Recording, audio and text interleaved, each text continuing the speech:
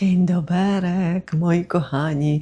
Ja wiem, że się już stęskniliście ogromnie. Dostałam kilka wzruszających wiadomości, bo szukaliście na YouTube, gdzie jest ten odcinek 8 i część z Was nie mogła go znaleźć, bo go w ogóle tam nie było.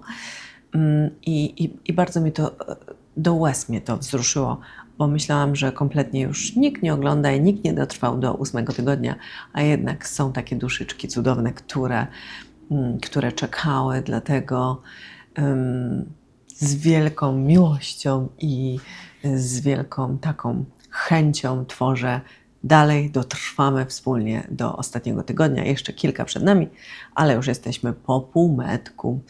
I dzisiaj z kawką w dłoni, ponieważ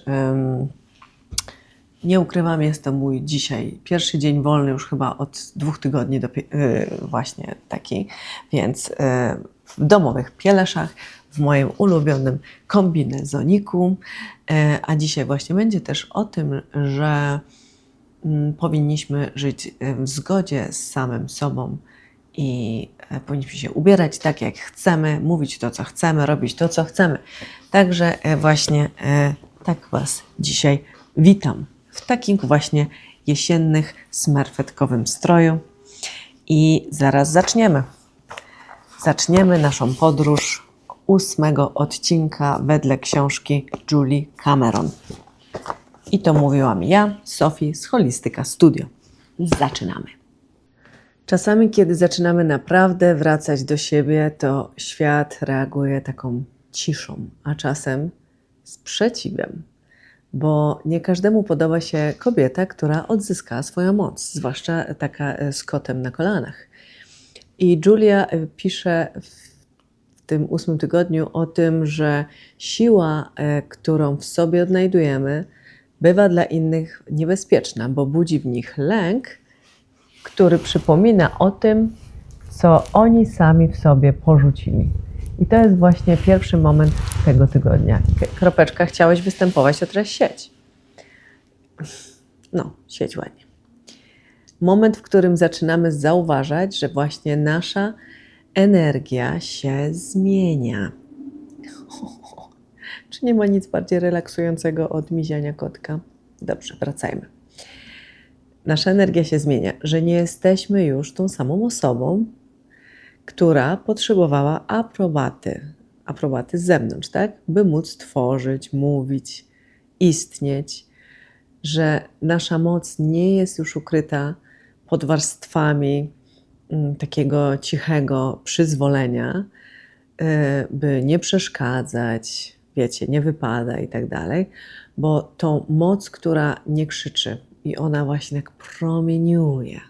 To jest właśnie ta energia, którą czujesz, kiedy zaczynasz być naprawdę sobą. Potem Wam opowiem, jak to się ze mną zaczęło. Jeju, jaki słodziak. I właśnie dlatego może być odbierana ta zmiana jako niebezpieczna przez nasze otoczenie. Nie dlatego, że Ty się zmieniłaś, ale dlatego, że inni właśnie nie są jeszcze gotowi zobaczyć w Tobie odbicia swojej własnej mocy i siły. Wiecie, o co chodzi, bo jesteśmy lustrem dla siebie. I dlatego jeżeli my zaczynamy świecić jaśniej, no to już tutaj oślepiamy innych. No i już to się skończył kotek. No to dziękuję. To już wystarczyło mu te 5 minut chwały. Julia pisze, że kiedy odzyskujemy swoją właśnie moc, często doświadczamy kontreakcji świata, czyli może się ktoś od nas odsunąć, może ktoś nas skrytykować, a my przez chwilę, przepraszam, w tyle teraz słyszycie, wyłącza się ekspres do kawy, my przez chwilę znowu poczujemy ten dawny cień wątpliwości, tak? Pamiętajcie, że my mamy cały czas w sobie te wszystkie programy i kiedy zaczynamy tak stawać do swojej mocy, to mamy te głosiki, chochliki w sobie, które mówią, że może jednak przesadziłam tym razem, no a może tutaj koszulę jakąś białą powinnam ubrać, bo to nie wypada, albo znowu się gdzieś wystroiłaś i z tyłu masz jednak takie głosiczki, że może jestem zbyt pewna siebie, ale to cały czas są te echa tych starych programów, które mamy, bo siła, o której właśnie mówi Julia, nie jest w ogóle, nie jest taką agresywną siłą, bo to nie moc, która niszczy, ale to moc, która tworzy. Pamiętajcie, że nasza siła twórcza nie jest po to, by rządzić innymi, ale jest po to, by wypełniać sobą własne życie. Czyli to ma być twórcza siła, a nie destrukcyjna. I to jest bardzo taki delikatny moment, taki, w którym światło i cień spotykają się właśnie w pół drogi, bo gdy zaczynasz naprawdę świecić, to jak taka latarenka, zobaczysz też wyraźniej, kto wokół Ciebie tkwi jeszcze w tym roku. I to jest kompletnie w porządku, bo przecież nikogo nie oceniamy, tylko obserwujemy. Czyli jak my staniemy w tym świetle, to wokół nas także jest jaśniej, tak? I wtedy widzimy też właśnie, niestety albo stety, kto jeszcze siedzi w tym roku. I Twoim zadaniem nie jest przekonywać te osoby, że światło istnieje, ale Twoim zadaniem jest po prostu świecić dalej swoim własnym światłem. I w tym tygodniu Julia zachęca, by nie bać się tej mocy, by nie przepraszać za nią, by nie tłumaczyć się, nie pomniejszać tego naszego światła, bo siła twórcza jest naturalnym stanem duszy. I to nie coś, co zdobywasz, ale to coś, co odzyskujesz. Bo my to mamy w sobie, pamiętajcie? To nie jest coś, na co musimy zasłużyć, tylko my to mamy już w sobie, po prostu musimy odkurzyć. Bo wiele kobiet i artystów przez lata chowało się przed swoją właśnie mocą, bo nauczono nas co? Że bycie silną kobietą czy silnym człowiekiem to zagrożenie, że moc to pycha, że pewność siebie to ego, że autorytet mają tylko inni, tak? Tu też warto się pochylić. Inni. Dlaczego inni? Co znaczy inni są lepsi od nas? To teraz właśnie mamy ten moment, żeby to wszystko odczarować, czyli chwyćcie za swoją czarodziejską różdżkę, bo moc nie jest przeciwieństwem pokory. Pamiętajcie, że prawdziwa moc właśnie jest pokorna sama w sobie, bo to świadomość, że jesteś takim kanałem do czegoś większego. I że przez te Twoje dłonie, przez Twoje słowa, cokolwiek robisz, przez nawet samą Twoją obecność, świat staje się choć odrobinkę piękniejszy, cieplejszy, jaśniejszy. I właśnie do tego Was gorąco namawiam przy łyku popołudniowej kawy. I ten odcinek będzie podzielony na 3 części. To była pierwsza. Cały tydzień nazywa się odzyskiwanie poczucia gotowości, bo o tym nie wspomniałam. No i zaraz zaczniemy część drugą i trzecią i potem zadania. No i tyle. Lecimy. A ja pamiętam jeszcze ten moment swojej takiej transformacji, ale takiej totalnej, takiej już 100%. Było to 3 lata temu, kiedy przestałam się kompletnie przejmować opiniami innych, nie wiem jak się ubierać. Zaczęłam się ubierać tak jak chcę, tak jak czuję, co mi się podoba. Zaczęłam mówić i robić wszystko, co jest zgodne ze mną, bez względu na to, jakie miałam opinie z zewnątrz. I wtedy moja energia zaczęła się zmieniać. Zaczęłam być bardziej taka, wiecie, magnetyczna. Zaczęłam przyciągać podobne osoby do mnie. Takie osoby, które też właśnie mają odwagę stanąć w tej swojej prawdzie, swojej mocy. I wiecie co, poczułam taką ulgę. Normalnie to był taki relief. Taki jakbym plecak z ciężkimi kamieniami ściągnęła. Taka ulga, wiecie, że poczułam, że nic nie muszę. I poczułam taką wolność, jakby mi nagle, nie wiem, skrzydła urosły i mogłam się wreszcie odbić od ziemi, gdzieś sobie polecieć, gdzie tylko zapragnę. No, piękny to moment. I oczywiście, że wiecie, no, otrzymywałam od niektórych osób taki feedback, że nie wiem, że jest mnie za dużo, że jestem, wiecie, za bardzo, że jestem chaosem. Ale kompletnie mnie to nie zbiło z tropu, bo ja dalej świeciłam tym swoim światłem i w tym moim całym pięknym chaosie, robieniu milion rzeczy naraz, właśnie odnalazłam taką prawdziwą siebie, którą kocham w zupełności i podziwiam i w ogóle jestem swoją najwierniejszą fanką. I właśnie tego Wam życzę, żebyście byli swoimi największymi fanami. I to jest zajebiste. I Julia też mówi o tym, że często boimy się swojej mocy, bo mylimy ją z taką dominacją, z takim czymś, że nie rozumiemy jej jako właśnie wolność, a przecież wolność to nie bunt, to nasza decyzja tak naprawdę, że już nie będziesz siebie po prostu zdradzać, że zawsze będziemy po swojej stronie, zawsze wybierzemy siebie. I to o tym właśnie jest ten tydzień. Chyba zdaje mi się, że to jest najważniejszy tydzień z całej książki.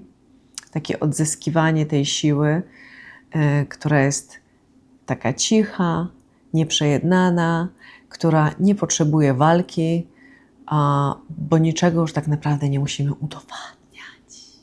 To jest takie piękne. Niczego nie musimy, po prostu jesteśmy zajebiści, jesteśmy kompletni, jesteśmy wystarczający tacy, jacy jesteśmy. I taki cytat Julii, że niebezpieczna moc to tylko taka, która przypomina ludziom o tym, co sami utracili. A Twoja moc jest potrzebna światu i nie chowaj jej, mówi Julia. Nie chowaj tej swojej mocy, bo nawet nie wiesz, kogo Ty możesz zainspirować. Wierzcie mi na słowo. Bo takie wiadomości dostaję cudne od mnóstwa kobiet i wcześniej nie potrafiłam tego przyjmować, bo właśnie tak się chowałam, trochę, nie wiem, wstydziłam, nie dowierzałam, że jak ja mogę kogoś inspirować. A otóż mogę, proszę Państwa. I to całkiem dużą rzeszę. I przyjmuję i z wdzięcznością, z miłością dziękuję za taki feedback i jestem bardzo szczęśliwa, że mogę wywołać uśmiech na twarzach i jak ja widzę, że te niektóre kobiety tak powstają jak taki feniks z popiołów, to po prostu zawsze mi się łezka kręci i to są moje ukochane momenty i dla których warto właśnie żyć, działać i robić swoje. I dalej świecić, no matter what, świecimy. Był taki fajny mem, chodził na Instagramie, gdzieś tam w social mediach. Wiecie, ta była statua wolności z tą właśnie pochodnią swoją i tych wszystkich ludzi, którzy właśnie chcieli ją ugasić, tak właśnie tą pochodnią wszystkich spychała i był taki tekst, że nie pozwalaj, don't let others to dim your light, czyli nie pozwalaj nikomu zgasić tej swojej latarni, tego swojego światła, po prostu trzymajmy tą naszą pochodnię i no matter what, w ogóle co by się waliło, paliło, jest w nas ogień i moc, kochane. Teraz część druga o autorytetach. Julia Cameron pisze, że jednym z największych wyzwań w procesie twórczego przebudzenia jest odzyskiwanie swojej niezależności od autorytetów. Bo przecież przez całe życie oddawaliśmy komuś władzę nad naszą kreatywnością, tak? Rodzicom, nauczycielom, mentorom, krytykom, nie wiem, partnerom. Czyli oddawaliśmy im prawo do oceniania, co jest dobre, a co złe. Czyż nie? Pomyślcie. Co warto, co nie warto, co się opłaca. Wszystkie te takie oceniania, czyli nie potrafiliśmy sami siebie, nie wierzyliśmy sobie, tylko oddawaliśmy tą moc właśnie autorytetom. I zbyt często nasz twórczy głos zostaje uciszony przez cudze przekonania o tym, co jest właśnie słuszne. I to zdanie brzmi tak niewinnie, ale niesie za sobą ogromną prawdę. Czyli zbyt często nasz twórczy głos zostaje uciszony przez cudze przekonania o tym, co jest słuszne. Tak? Bo kiedy raz uwierzymy, że ktoś wie lepiej, to nasz wewnętrzny artysta zaczyna wtedy co? Milknąć i schodzić na drugi plan. I tu nie chodzi o to, że o taki bunt wobec nauczycieli, rodziców czy przewodników, ale o to chodzi, żeby zaufać sobie, zaufać swojej intuicji, żeby odzyskać takie swoje prawo do wyboru. Żeby nie polegać tylko i wyłącznie na czyichś opiniach, bo my często tak komuś wierzymy, a sobie no to tak, no jak ta osoba powiedziała, że to jest piękne, no ale sama, no to tak ja nie wiem, wiecie o co chodzi, nie? Czyli jak ktoś wypowiadać na jakiś temat nasz, czy naszej twórczości, to możemy powiedzieć dziękuję za Twoją perspektywę, ale nie wiem, ja czuję inaczej, mi się to właśnie podoba, albo kiedy, wiecie, zaczynasz ufać sobie, to też może się pojawić taki lęk na początku, tak? Bo autorytety dawały nam pozorne takie poczucie bezpieczeństwa, tak? Czyli kiedy ktoś wie lepiej, czyli jest naszym mędrcem czy tam guru, to ty możesz zostać w cieniu, bo możesz się nie narażać, możesz się nie pomylić, czyli to jest takie, wiecie, taka bezpieczna strefa, ale to też oznacza, że tak naprawdę nigdy nie dowiemy się, jaką naprawdę jestem. Czyli muszę wyjść z tego cienia, muszę jednak usłyszeć ten swój własny głos, bo jak będziemy go tak tłumić przez całe życie, no to w końcu nigdy nie wiemy, jak brzmimy, tak? I Julia mówi, że nie potrzebujemy nauczyciela, który nas prowadzi, potrzebujemy tylko odwagi, by stanąć obok niego. Bo oczywiście nic złego nie ma w tym, że jest autorytet, ale nie pozwalajmy, żeby on był jednak na pierwszym miejscu, bo każdy autorytet, nawet najbardziej mądry, powinien być lustrem, a nie klatką. Czyli on powinien odbijać nas, a nie gdzieś tam nas chować na tyłach, czyli gdzieś tam, wiecie, w cieniu. Czyli ten etap wymaga odwagi od nas, czyli musimy się nauczyć rozróżniać między tym, co Cię inspiruje, a tym, co Cię zniewala. Kiedy czujesz, że czyjś głos przytłacza Twój własny, to jest właśnie taki ten moment, kiedy, wiecie, wszyscy inni są ważniejsi oprócz nas samych. To jest właśnie znak, że czas zrobić taki krok w bok, albo nawet w tył czasem. I nie po to, żeby odrzucać te autorytety, ale żeby zrozumieć, że Twoje życie, Twoja sztuka, czy Twoje decyzje, cokolwiek robisz, to należą tylko i wyłącznie od Ciebie, a nie od nikogo innego. I Julia pisze, że autorytety często pojawiają się w naszym życiu. O, przepraszam, muszę wziąć sobie łyczka. Czyli te autorytety pojawiają się w naszym życiu jako takie testy. Czyli test tego, czy umiemy już zaufać sobie. No, spróbujcie to rozkminić. Czyli autorytety pojawiają się w naszym życiu, aby nas nauczyć, aby zobaczyć, czy możemy już w stanie ufać samemu sobie. Czyli niektórzy ludzie, to jest cytat, niektórzy ludzie zostali w naszym życiu tylko po to, abyśmy nauczyli się ich opuścić. I to jest bardzo ważna lekcja tego tygodnia. Jeszcze raz, niektórzy ludzie pojawiają się w naszym życiu po to, aby nauczyli nas ich opuścić. Bo czasem rozwój wymaga właśnie odejścia, takiego let go słynnego. Ale co to tak naprawdę znaczy?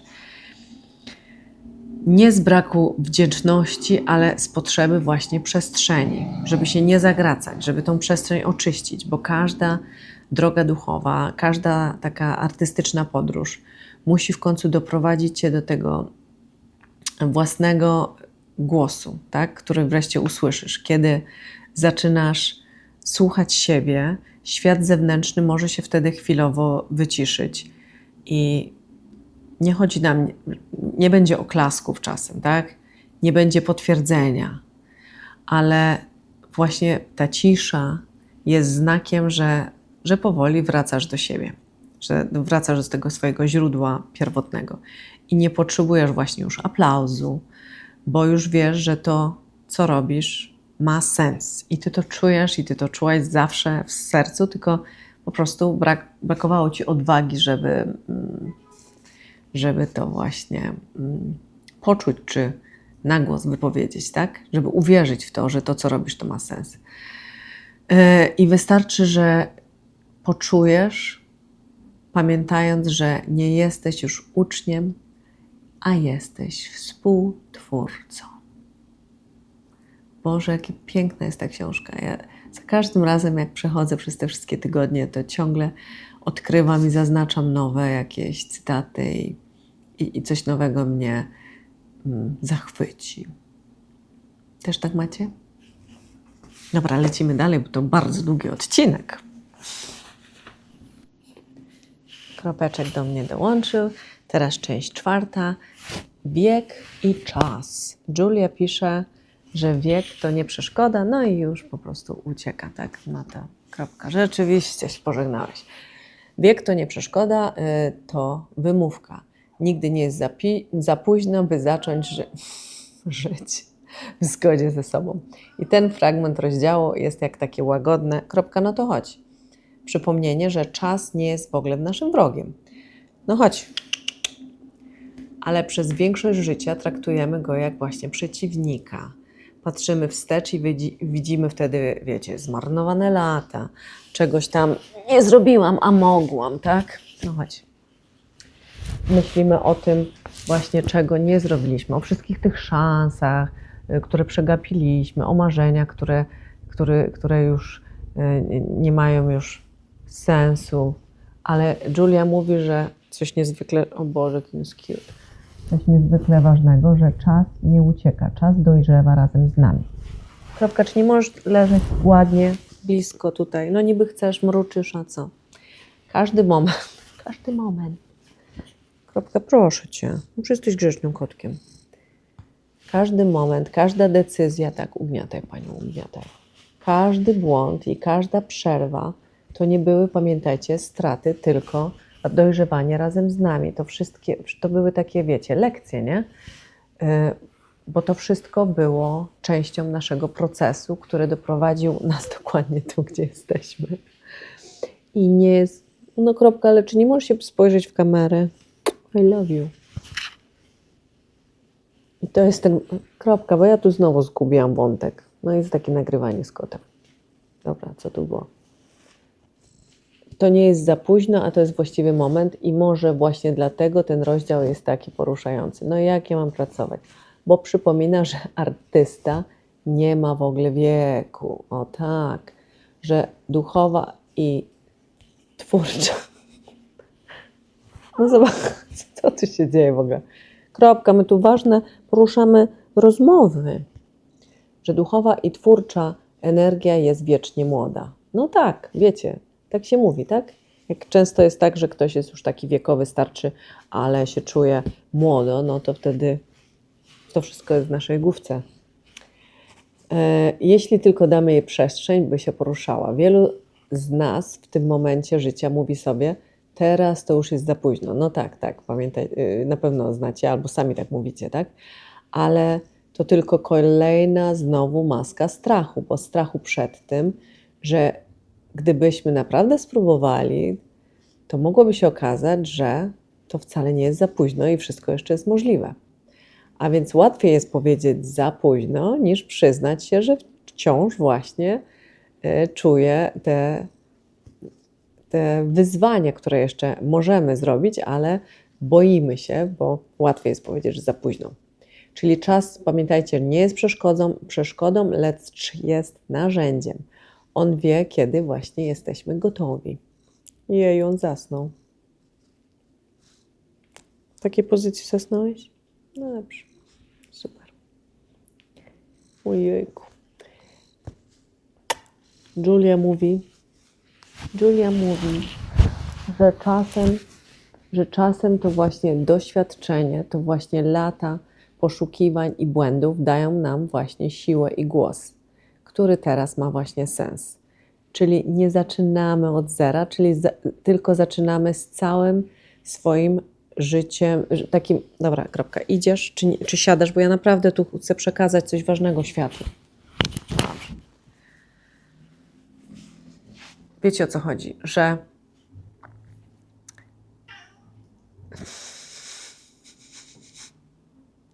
wchodzimy w nowy etap z całą tą naszą mądrością, którą mamy. Czyli nie zaczynamy od zera, ale z tym całym już doświadczeniem naszym wcześniejszym. I jeśli właśnie słuchasz tego teraz właśnie, to nie jest przypadek, bo to właśnie znak, że w tobie się właśnie teraz coś budzi, że jesteś gotowa. Właśnie gotowa. Nie na byle co, ale właśnie na tą swoją prawdziwość. Wiecie, o co chodzi? Że często nam się wydaje, że jak coś zaczynamy od nowa, no to jest jakby, wiecie, zeruje się licznik i odbiała kartka i zaczynamy zeszyt i zaczynamy od nowa. A to tak nie jest, bo nawet jak jakieś błędy popełnialiśmy, jak coś nam nie wychodziło w przeszłości, to mamy już ogromny bagaż doświadczeń, no to jesteśmy bogatsi o to, tak?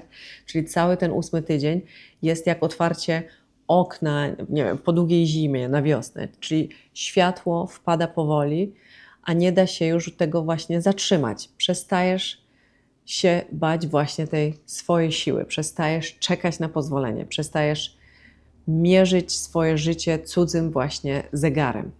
O, to ładne. Bo rozumiesz już, że czas zawsze był po twojej stronie. Nigdy nie jest za późno, żeby stać się tym, kim naprawdę jesteśmy.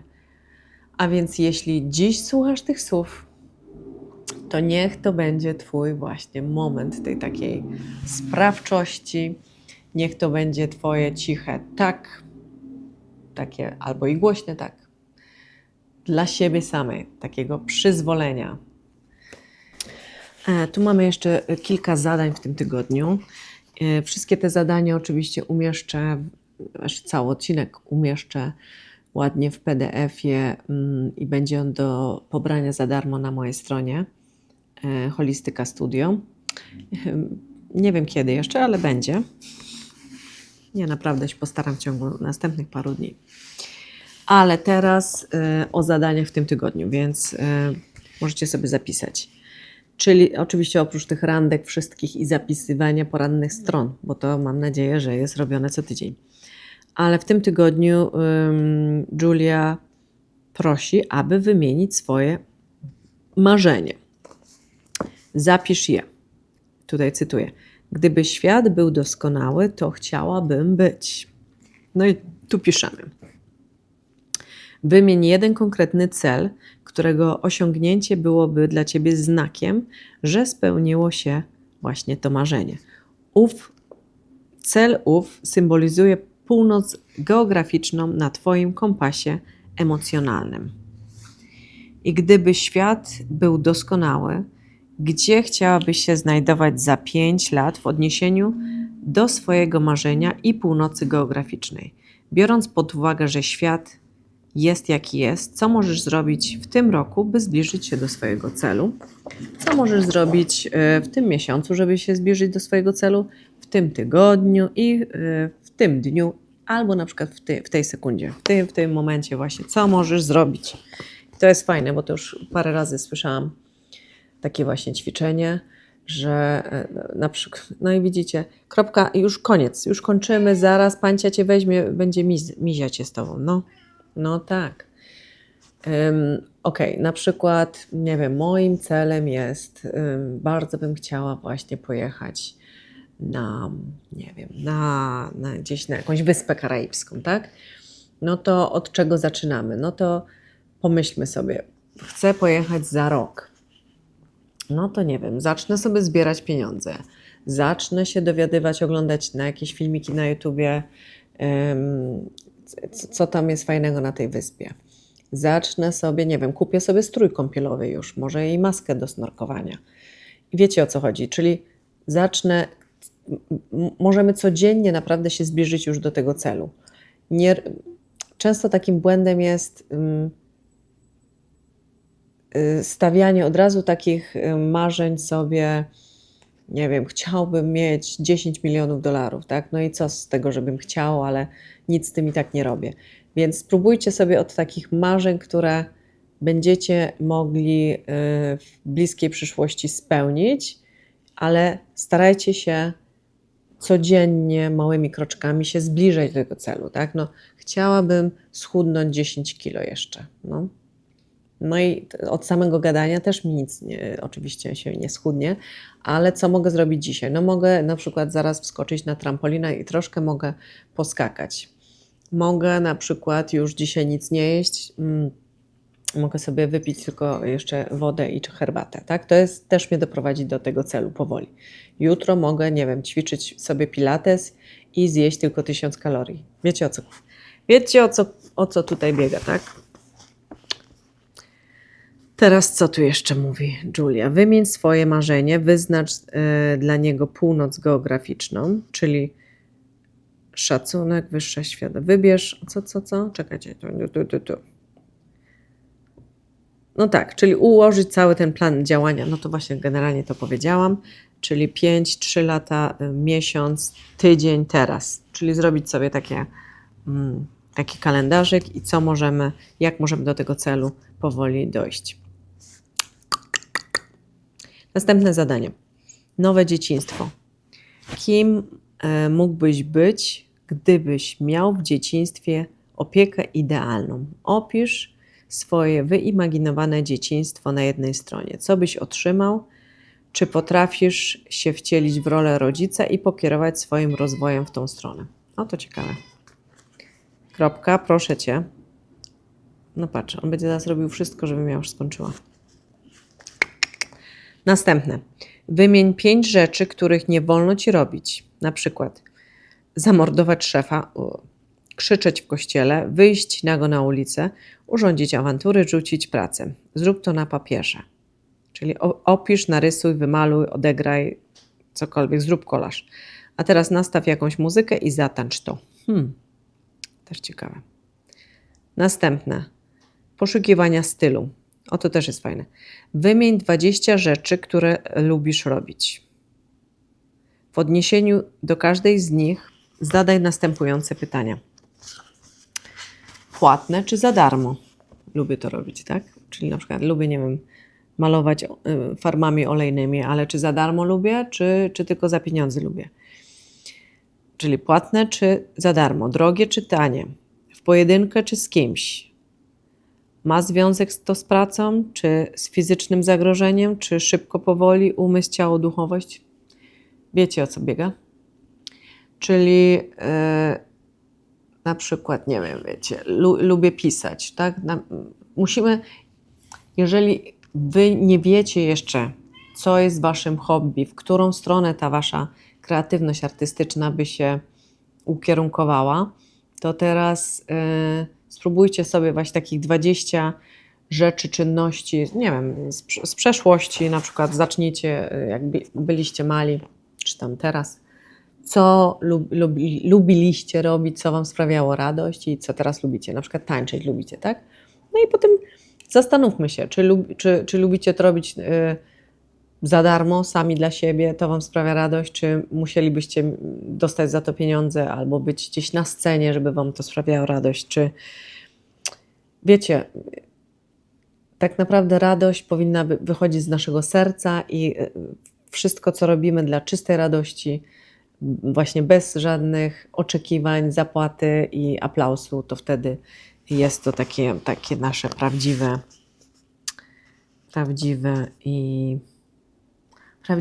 co? Prawdziwe właśnie takie hobby, tak? Czyli taka właśnie czynność, która nam sprawia radość tylko dla samej radości.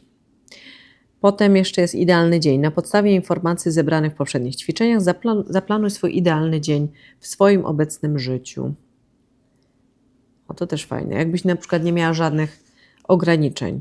Może być to cokolwiek i możesz mieć wszystko, co dusza zapragnie. Idealne otoczenie, praca, dom, krąg przyjaciół, idealny związek, sytuacja w wybranej dziedzinie sztuki, Twoje najśmielsze marzenie. Jakby ten taki dzień ukochany piękny, idealny wyglądał. Wybierz jeden odświętny element swojego idealnego dnia, postaraj się go urzeczywistnić. Może na razie nie przeprowadzasz się jeszcze do Rzymu, ale nawet w swoim obskurnym mieszkaniu mógłbyś się rozkoszować filiżanką cappuccino z croissantem. No i właśnie o to chodzi, że chociaż malutkimi kroczkami do tego celu swojego idealnego się przybliżamy. No i oczywiście robimy sobie kontrolę, ile razy w tym tygodniu odrobiliśmy poranne strony, ile razy poszłaś na randkę artystyczną i ile razy, czy miałaś jakieś synchroniczności i tak dalej, kochani. I to już by było na tyle w tygodniu 8. Ach, kochani moi, jeśli czujesz, że ten odcinek dotknął czegoś w Tobie, to pozwól sobie zostać z tym uczuciem jeszcze chwilkę i nie analizuj, nie oceniaj, po prostu to poczuj. I może dziś nie musisz nic zmieniać, bo też pamiętajcie, nie róbcie takie na hurra nagle zmiany 185 stopni. Czemu ja powiedziałam 185 stopni? Tylko kroczek po kroczku. Wystarczy, może dzisiaj nie masz jeszcze tej siły, może dzisiaj wystarczy tylko, że powiesz sobie: ok, jestem gotowa, otwieram się. I to też jest super. Czyli nie musimy od razu też narzucać sobie w ogóle jakiegoś takiego przymusu. W ogóle to jest jakieś głupie słowo, muszę. Ja w ogóle wyeliminowałam z mojego życia. Nic nie muszę. Czyli pamiętajcie, że wszystkie skróty jakby odcinków są do pobrania na mojej stronie. Bardzo Ci dziękuję, że jesteś częścią tej podróży, bo ta droga nie jest tylko o tworzeniu, ona jest o odzyskiwaniu siebie. Jestem bardzo, bardzo wdzięczna, że ze mną byłeś. Proszę oczywiście o komentarze, będzie mi bardzo miło, bo wtedy wiem, że ktoś naprawdę słucha i jest sens tego, co robię. Dzielcie się ze znajomymi, z nieznajomymi, wszemi wobec. Proszę o subskrypcję, łapki w górę i tak dalej. Dziękuję Wam, kochani. Widzimy się w odcinku 9 niedługo. Mam nadzieję, że też w ciągu kilku dni. No i co? Do usłyszenia. Buziaki. Kocham.